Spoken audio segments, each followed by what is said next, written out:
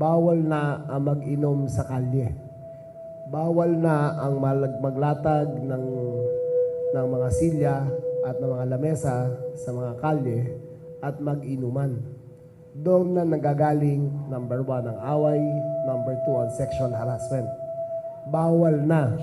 Sinasabihan ko ang lahat, pasensyahan tayo. Pag kayo mag-inuman sa kalye, huhulihin namin kayo. Pag nasa loob kayo ng lansangan, walang problema. Pag nasa loob kayo ng mga pader nyo, nasa loob ng mga bahay. Pero sa labas, sa kalye, public spaces, bawal na ang inuman. Okay, let's make that clear. Meron na tayong enhanced curfew ordinances para sa mga 18 years old and below. Pag hindi kayo nag-aaral, hindi kayo nagtatrabaho, proof of employment, of proof of education, kung nag-aaral kayo sa oras na yun, pauwi kayo, bawal na kayo sa kalye after 10 p.m. Umuwi na kayo sa mga bahay nyo. Okay? Yung mga rugby boys dyan, yung mga geng-geng dyan, magtago na kayo, umuwi na kayo pag 10 o'clock. Uhulihin namin kayo. Klaro yan, ha? Sabi ko na dito ngayon, yung mga geng-geng, rugby, mga ungas na nagtatambay ng mga bata dyan after 10 p.m., umuwi na kayo sa bahay nyo. Pangatlo, bawal na ang walang t-shirt na lalaki. Alam mo, babae, di ba? Pero walang t-shirt na lalaki na palakad-lakad sa kalye.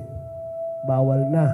It is a act of civility na magbihis naman kayo habang nasa kalye kayo. Pag kayo ay walang suot na t-shirt at tauban na palakad-lakad, kahit gaano kainit, magsanduman lang kayo. Okay? Bawal na po yan. Pang-apat, bawal na po ang videoke lagpas ng alas 10. Alam ko lahat ng Pilipino mahilig kumanta. Maraming magaling kumanta. Masarap kumanta basta lalo na barkada. Pero maawa naman kayo sa kapwa nyo at hayaan nyo nang matulog. Pag alas 10, nagbibidyoke pa kayo, o kapitbahay nyo, nagbibidyoke, tumawag pa po kayo sa 911 at pupuntahan po ng pulisyan at papatigilin. Wala po kong galit sa kumakanta.